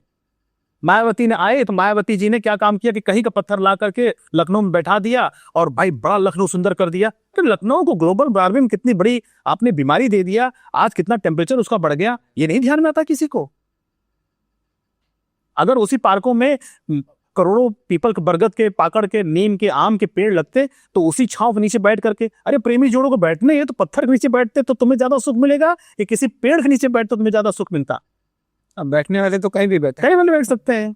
अब गोमती नदी में जाओगे तो गोमती नदी स्वच्छ बहती, तो उसके नदी पैट बैठते तो वहां गीत निकलते, वहां कोई कवि रचना करता। आप जाइए वहां पर, तो वहां आप मीथेन गैस और बदबू और जो है उसका दुर्गंध दीजिए आप। तो सोसाइटियां जो बन रही हैं, जो रेड़ा है, जो दुनिया भर का है, तालाब क्यों नहीं है? एसटीपी क्यों नहीं है? हर घर से एसटीपी क्यों नहीं? करोड़ 2 कमरे का फ्लैट 1 करोड़ में बिक रहा है, 1.5 करोड़ में बिक रहा है। शर्म नहीं आती है? ये लूट नहीं है? तालाब है नहीं, कुआं है नहीं, वाटर हार्वेस्टिंग है नहीं, ग्रीन कारपेट नाम पे आपने क्या काम किया? घास को आप बता देते हैं कि वो हमारा इतना ग्रीन कारपेट है। क्या तमाशा है? क्या झूठ बोल रहे हैं? किससे झूठ बोल रहे हैं? हम अपने आने वाले भविष्य को गला घोट के मारने का काम कर रहे हैं। कहीं ना कहीं खुद से ही झूठ बोल रहे हैं एकदम से। ये जितने नालायक बैठे हैं विधानसभाओं में, नालायकों की फौज बैठी है संसद और विधानसभा में, जो इधर से उधर करते हैं, जो सत्ता सिर्फ देखते हैं, क्या संवेदना इनके अंदर है? सिर्फ व्यापार करना, व्यापार से फिर पैसा प्राप्त करना, फिर राजनीति में आ जाना, अपने धंधा को और बड़ा करना। कहां है समाज की संवेदना उनके अंदर? इसका समाधान कैसे निकलेगा? अगर इस तरह के, जैसे आप कह रहे हैं कि ऐसा होता है राजनीति में, कि बहुत बड़े व्यापारी हैं और उनका राजनीतिक कोई अनुभव नहीं है, वो समाज से उतना जुड़े नहीं, उनको व्यापार का अनुभव है, और उन्होंने सडनली कहा कि चलिए अब हम राजनीति में आ जाते हैं, और उन्हें बाहें फैला करके स्वागत भी किया जाता है, तो इसका समाधान कैसे निकलेगा? कोई सुझाव? भारतीय नौजवान, युवा, यूथ राजनीति में आया, वह आए और अपना नेता चुने। होता क्या है राहुल जी, यूथ अपना नेता चुन ही नहीं पाता है। 10 दोस्त हैं तो 10 को 10 नेता बनना शुरू कर देते हैं, और होता क्या है कि 10 नेता नहीं बन पाते हैं। ठीक, तो नायक तो चुनो। सुभाष बाबू नायक थे, विदेश गए। वो भारतीय सेना जिसको पंडित नेहरू और महात्मा गांधी ने कहा कि जाओ अंग्रेजों की सेना में फौज भर्ती करो, ये तुमको, और वो तो गए, उनको स्वतंत्र कराने का काम सुभाष बाबू ने किया। और सुभाष बाबू ने आजाद हिंद फौज के नाम पर जो फौज खड़ा किया, तो ऐसे उनके लोग थे जो एक इशारा सुभाष बाबू का हो अपना गर्दन काटते हैं। सुभाष बाबू यानी लीडर, नेताजी सुभाष। तो नेताजी सुभाष चंद्र बोस तो फिट बनता, किसी और को नेता कहना बड़ा बुरा लगता है। अभी किसी नेता कहिए अरे भाई नेताजी, हमको कुछ नेताजी कहते, मुझे बड़ा कभी घृणा सुनते, यार क्या मैं वास्तव में नेता हूं? नेताजी नेताजी, अरे नेता तो एक ही हुआ है, वो सुभाष चंद्र बोस हुआ है, या वो ऐसा कोई हो। तो ये जो नौजवान है, भारत का युवा है, वह संवेदना के साथ खड़ा हो और उसे अपने भविष्य का चिंता होना चाहिए कि भाई हमें ऐसा नेता चाहिए जो उसके लिए जिए। यहाँ तो जितने नेता हैं वो अपने लिए जी रहे हैं, अपने स्कूल के लिए जी रहे हैं, अपने हॉस्पिटल के लिए, अपने क्लब के लिए, अपने व्यापार के लिए, अपने बिजनेस के लिए जी रहे हैं। और 4 काफिला लेके चलेंगे, 4 सुरक्षा कर्मी लेके चलेंगे, और वो बड़े बड़े उनके फोटोग्राफर, कैमरा रील्स बनेंगे उनके, यही चल रहे हैं। उनके लिए करोड़ रुपए फेंकना मतलब कुछ नहीं है। तो राजनीति ऐसे ही हो गया है। इस राजनीति से किसी का भला नहीं होने वाला है, वो अपना धंधा वाले चमका ले।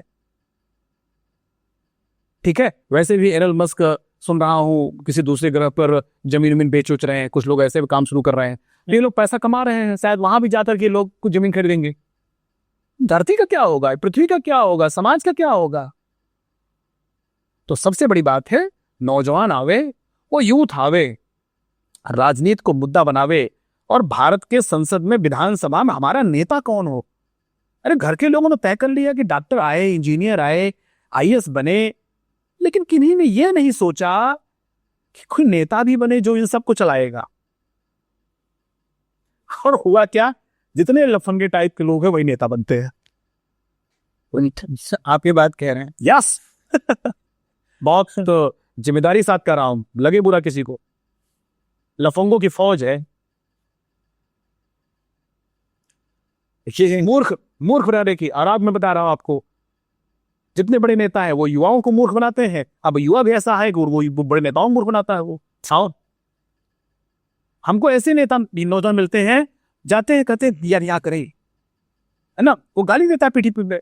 ओके, हम कहा बाप रे बाप, क्या राजनीति की स्थिति है भाई कि सामने कि सम्मान सिर्फ आगे सिर्फ चापलूसी तक है, पीठ पीछे मुड़ते ही गालियों का भंडार है। ऐसा सही, यानी ये छल कपट है। राजनीति छल कपट को, वो उसको शोषण करना चाहता है, वो उसका शोषण करना चाहता है।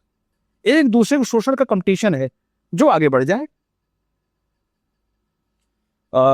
2027 में उत्तर प्रदेश में चुनाव होने वाले हैं।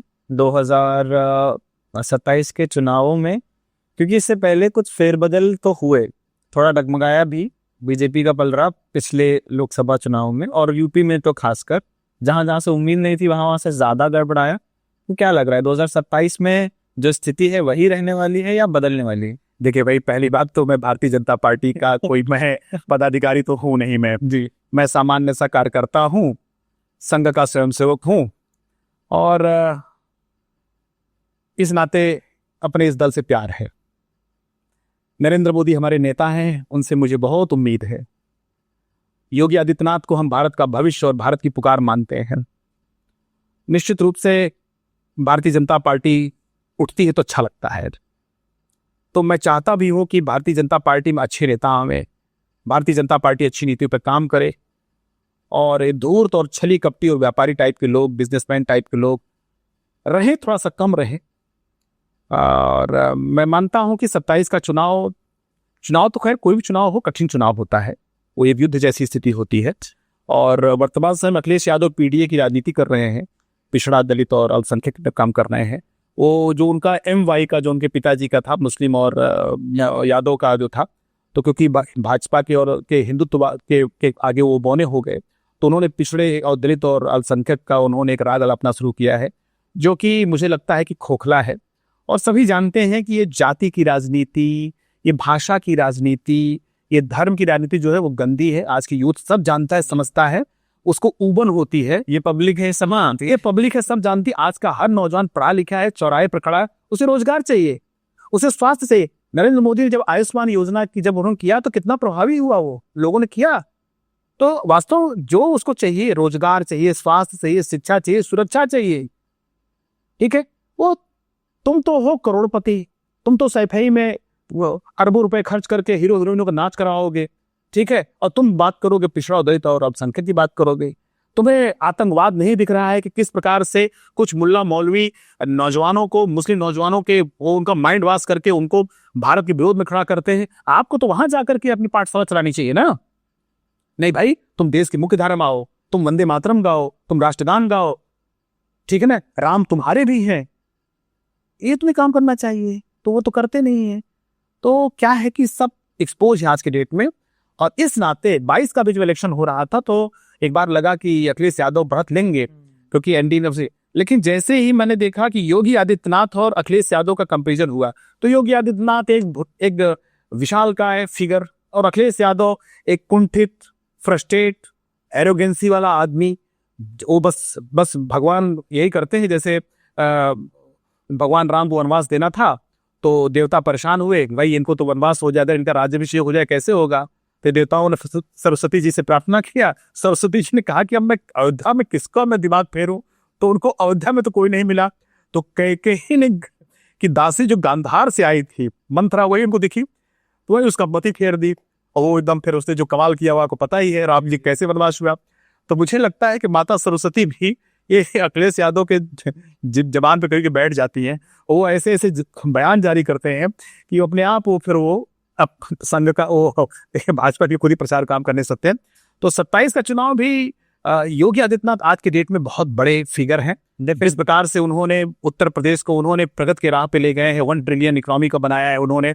और सबसे बड़ी बात है सुरक्षा। जिस उत्तर प्रदेश में माफियाओं का राज था, लोग चलने निकलने में डरते थे, आज कम से कम कानून का राज है। आज कम से कम ये तो है कि भाई हमारा जो मुखिया है वो ईमानदार है, वो बर्दाश्त नहीं करेगा बिल्कुल, ठीक है, वो गलत को कभी भी मतलब डिफेंड नहीं करने वाला है। तो ये बहुत बड़ी बात है।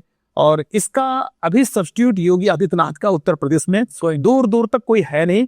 इस नाते मेरा स्पष्ट मानना है योगी आदित्यनाथ जब तक नेतृत्व करते रहेंगे इस औरा में, वर्तमान समय में उनको हराना बहुत मुश्किल है, टफ है। और उत्तर प्रदेश की जनता को बहुत विश्वास है योगी आदित्यनाथ में। तो 27 का चुनाव भारतीय जनता पार्टी बहुत अच्छे से जीतेगी। 2027 में एक बार फिर योगी सरकार, निश्चित रूप से। क्योंकि कारण क्या है कि अखिलेश यादव अपने उस जो उनका वो कलेवर है, वो 24 के इलेक्शन में थोड़ा उन्होंने जीत हासिल कर दिया, क्योंकि वो थोड़े अपने संगठन के भी लोगों की कुछ कमियां रही। उन्होंने टिकट देने में भी जिस प्रकार का उन्होंने गफलत किया, योगी आदित्यनाथ कहीं शायद हो सकता है इसलिए बताया जाता है कि उनकी बातों को नहीं बहुत ध्यान दिया गया। जो भी हो, और कॉन्फिडेंस है ना, हमें लगता है कि वो जो 400 पार 300 पार पे नारा था, वो भी कहीं न कहीं गफलत था। और कैंडिडेट पर जो हमको काम करना चाहिए वो नहीं किया था।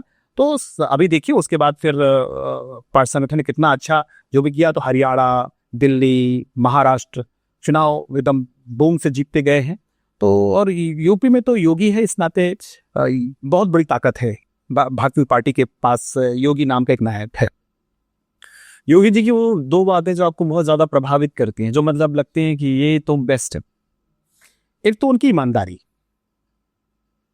बहुत ईमानदार। दूसरा, अपने समाज के प्रति, अपने देश के प्रति, अपने प्रदेश के प्रति, अपने धर्म के प्रति उनका जो भक्ति भाव है। मतलब वो किसी दुखिया को देख करके वो भावुक हो जाते हैं और फिर उनका जो ये है कि अब मतलब जब वो सदन में गरजे कि मैं इन अपराधियों को मिट्टी में मिला दूंगा, हाँ, यो बुरा लगा होगा। पत्रकार अरे कोई ऐसी बात करता है, लेकिन आम जनता खुश हो गई, कोई आया तो ऐसा बोलने वाला और मिला भी दिया। और मिला भी दिया। आतंक को उन्होंने खत्म किया है। तो योगी आदित्यनाथ एक तो क्या है कि वो ईमानदार हैं और संवेदनशील है, संवेदना उनकी दिखती है। ठीक है, एक आम नागरिक के तौर पर पूछूं, अगर आप का पार्टी और संघ से दूरी बना करके, तो ऐसी कौन सी 2 बातें जिन पर आपको लगता है कि माननीय योगी आदित्यनाथ जी को काम करना चाहिए ताकि 27 और बेहतर? अब अगर उनको काम करना चाहिए तो पहली बात तो संगठन ठीक हो, संगठन में अच्छे लोग आए।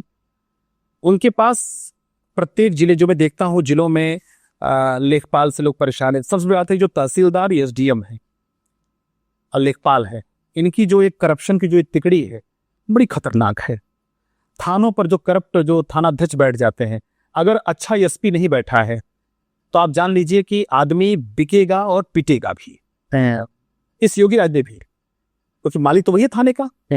जाति को देख करके, अच्छा जातिवाद इतना घरा पर पड़ा है कि वो थानेदार आते हैं पैसे पे खेलते हैं, तो आदि परेशान है थानों पर और तहसीलों पर। ये तहसील और थानों पर कंट्रोलिंग कैसे हो, इस पर काम होना चाहिए। लेखपाल की जो ये बदमाशी, जो जितने झगड़े हैं उसमें 80% झगड़े लेखपाल लगाए हुए हैं। वो जमीन कभी इधर के पैसे में खेलते हैं, वो इनका कोई पोस्टमार्टम होना चाहिए। और संगठन अच्छे लोगों से खड़ा करे, जो दलाल टाइप के लोग हैं जिनकी कोई औरा नहीं है, जो इधर उधर 3-5 करके आते हैं, वो पहले नहीं, एक अच्छा कार्यकर्ता आवे। मुझे तो इन 2 विषयों पर काम करे। प्रशासन के स्तर पर थाना तो काफी ठीक हुआ, लेकिन फिर भी उसमें और संवेदनशीलता आवे, उसमें और पारदर्शिता आवे, और थानेदार जो है वो जवाबदेह हो और सीओ जवाबदेह हो, वो ठीक से काम करे, सरकार के नीतियों के अनुसार काम करे, ठीक है। और दूसरा ये तहसील, ये ठीक होना चाहिए। एसडीएम से लेकर के एसडीएम, तहसीलदार, लेखपाल, ये 3 की कड़ी ठीक कर दीजिए बस। इन पर कोई मॉनिटरिंग करिए, जो भी करिए, मुझे लगता है कि अभूतपूर्व सुधार होगा और यही करना बाकी है और इसी से लोग पीड़ित हैं। ऐसे 3 नाम जिन्हें आप अगले प्रधानमंत्री के तौर पे रिकमेंड करेंगे, देखना चाहेंगे? योगी आदित्यनाथ पहला नाम, योगी आदित्यनाथ और योगी आदित्यनाथ। मुझे इसमें कोई विचलन नहीं। कह सकते हैं आप डाई हार्ड योगी फैन? देखिए, मेरा योगी जी से बहुत अच्छा संबंध नहीं है। अच्छा, मैं उनको बहुत करीब से नहीं जानते हैं, बहुत करीब से वो हमें नहीं जानते।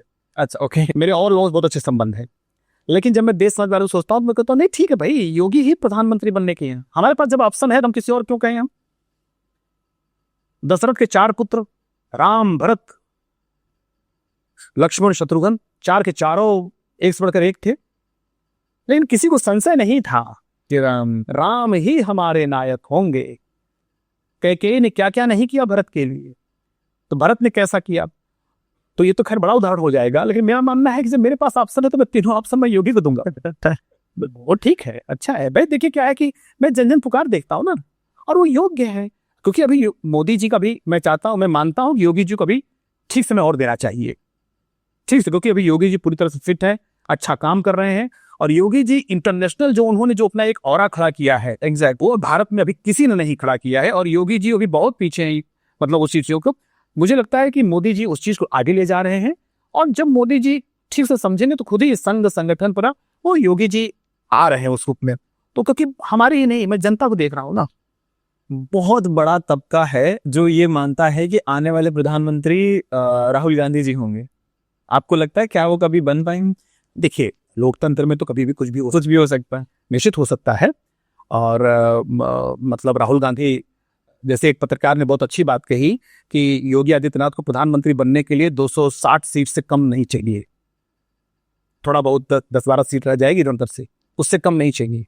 लेकिन राहुल गांधी को प्रधानमंत्री बनने के लिए अभी 100 है, मात्र 25-30 सीट और चाहिए, बाकी इधर उधर सारे। क्योंकि राहुल गांधी 130-35 में ही हो जाएंगे प्रधानमंत्री, को बाकी दल उनको आ जाएंगे, जो वर्तमान राजनीतिक स्थिति है। लेकिन योगी आदित्यनाथ को प्रधानमंत्री बनने के लिए 260 सीट चाहिए कम से कम। यह बहुत तो मायने की बात है, बहुत राजनीतिक। हम भाव में चाहे जो बोल जाएं, लेकिन ये कम सम, ये बहुत ही माइन्यूट ऑब्जर्व चीजें, ये ध्यान देने बात है। तो राहुल गांधी जिस तरीके से, और राहुल गांधी भारत के जिस ओर ले जा रहे हैं, भारत के विभाजन की ओर ले जा रहे हैं, उनकी बातों में, उनके राजनीति में सिवाय विभाजन के, सिवाय कुंठा के और कुछ नहीं है। वो अगर भारत जोड़ो यात्रा करते हैं तो उसमें भारत को तोड़ने की बात ज्यादा कर देते हैं वो, ठीक है। वो जिस जिस प्रकार की राजनीति करते हैं, चाहे उनको उठा लीजिए, ठीक है, सिवाय वो कास्ट, मतलब वो कास्टिज्म में कास्ट, मतलब इतना ज्यादा वो उनके अंदर विभाजन पड़ा है, हिंदुओं के प्रति उनके मन में इतना ज्यादा मतलब बैर भाव विद्वेष भरा पड़ा है, वो दिखता है उनका, वो दिखता है वो। तो इस नाते प्रधानमंत्री भाई कोई बन सकता है, यहाँ तो एक से प्रधानमंत्री बन गए हैं, बन चुके हैं, कहना नहीं चाहिए। तो राहुल गांधी प्रधानमंत्री क्यों नहीं बन सकते हैं? बन ही सकते हैं, कांग्रेस के वो सर्वे सर्वा है, लेकिन वो भारत का दुर्भाग्य होगा और मैं भी मानता हूं वो चला भी नहीं पाएंगे, वो पूरा नहीं हो पाएगा। कारण क्या है कि अब जिस प्रकार की राजनीति हो चुकी है, जिस प्रकार का राष्ट्रवाद उठ चुका है, जिस प्रकार का भारतीय जनता पार्टी ने एक बड़ी लीडरशिप दिया है, तो उसमें राहुल गांधी दुर्भाग्य से एक घटना से आ सकते हैं। ऐसा नहीं मैं नकार दूं, नहीं वो कभी नहीं बनेंगे, बन सकते हैं, लेकिन फिर वो सफल नहीं हो सकते हैं, क्योंकि जो राजनीति वो कर रहे हैं वो ठीक नहीं, सही नहीं। अपने प्रधानमंत्री बनने की रेस में अमित शाह जी का जिक्र नहीं किया। अमित शाह जी बहुत ही योग्य व्यक्ति हैं, बहुत ही कुशल प्रशासक हैं, उनको चाणक्य कहा जाता है, तो इसमें कोई दो राय नहीं। नरेंद्र मोदी के वो कहना नहीं चाहिए कि जैसे अटल जी के पास आडवाणी जी थे, वैसे नरेंद्र मोदी जी के पास अमित शाह जैसा व्यक्ति है, और शायद योगी जी को भी ऐसे कुछ करना चाहिए, क्योंकि वो लीडर है और उनके लीडर के पीछे जो संगठनिक कौशल वो चाहिए।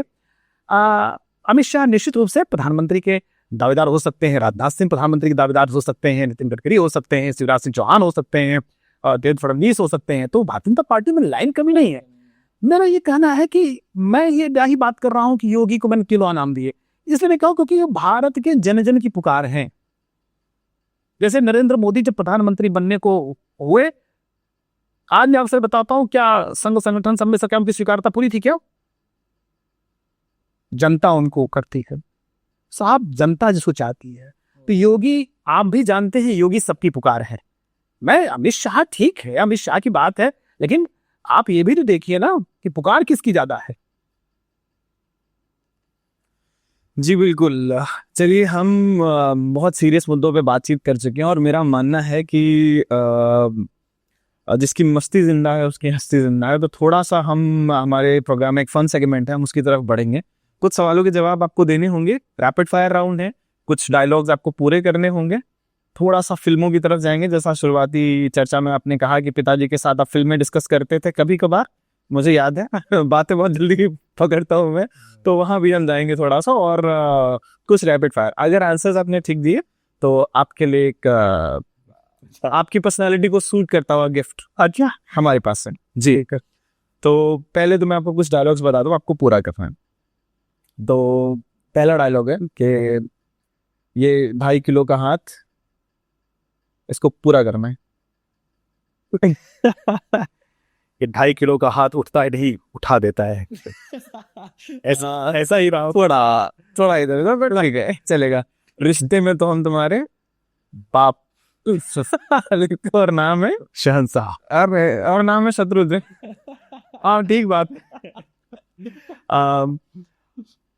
फिल्में सिर्फ 3 चीजों की वजह से चलते हैं, एंटरटेनमेंट एंड एंटरटेनमेंट। क्या बात है। तो ये योगी जी वाला रिपीट हो गया, योगी जी योगी जी और योगी जी।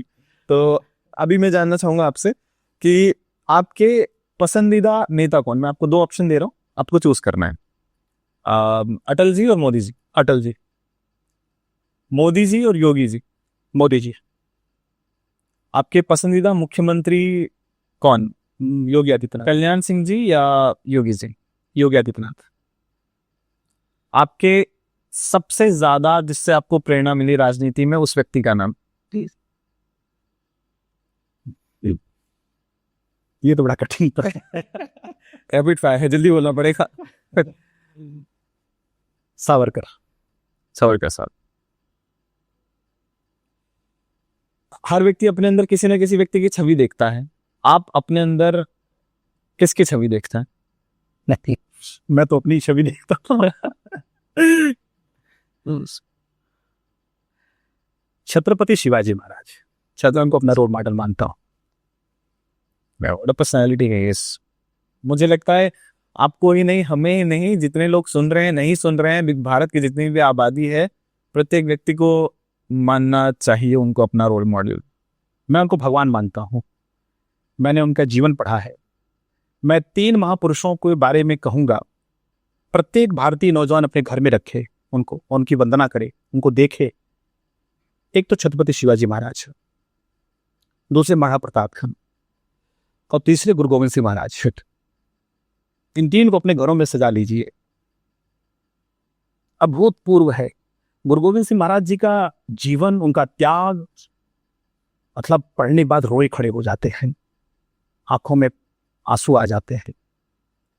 स्वतंत्रता के लिए, स्वाभिमान के लिए, देश स्वाभिमान धर्म के लिए महाराणा प्रताप का वो अधिकपन रहना, उनका लड़ना और उनका वो अजेय होना, वो एक अपने आप में स्वाभिमान देता है, लड़ने की निष्पड़ा देता है। छत्रपति शिवाजी महाराज 50 साल का जीवन है उनका।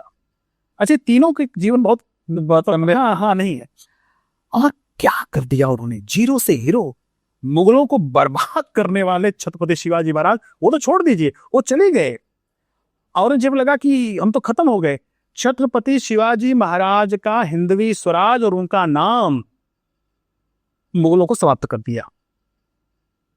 और अंग्रेजों ने सत्ता किसी मुगल तुर्क से नहीं लिया, मराठों से प्राप्त किया है।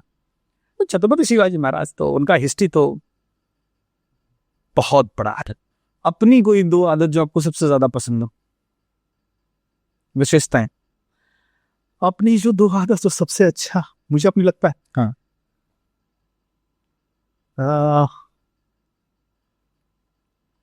बड़ा कठिन प्रश्न। मेरी जो सबसे अच्छी आदत है ये थोड़ा विचार करने पे मजबूर करने वाला प्रश्न। अच्छी आदत तो मेरी अंदर, मैं ये मानता हूँ, जो मैं प्रैक्टिस करना चाहता हूँ, करता रहता हूँ, थोड़ा सा योग पर और आध्यात्म पर, ध्यान पर मैं इस पर कॉन्शियस होना चाहता हूँ। तो हालांकि रेगुलर नहीं है, लेकिन फिर भी मैं उस पर चाहता हूँ कि एक तो वो हो, और दूसरा है कि एक तो यात्रा, मतलब कितनी मैं यात्रा में करता रहता हूँ, तो उससे मुझे जो सीखने को मिलता है, ये मेरे अंदर जो 2 आदत है, वो मैं उसको और अच्छा करना चाहता हूँ।